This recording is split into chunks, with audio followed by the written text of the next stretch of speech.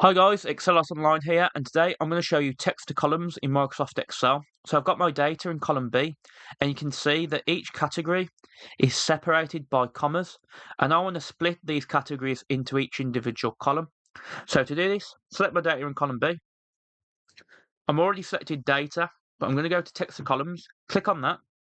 So I have my two options, delimited or fixed width. Or fixed width, you have to drag the line to separate the columns, which is quite awkward.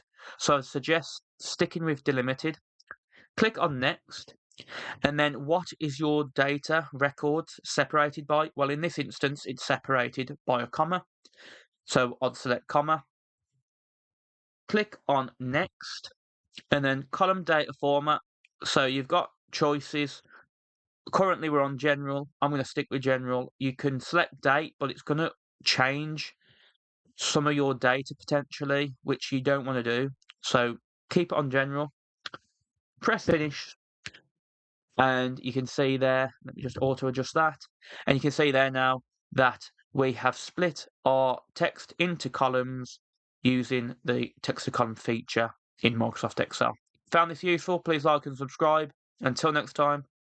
Take care, and I'll see you in the next one.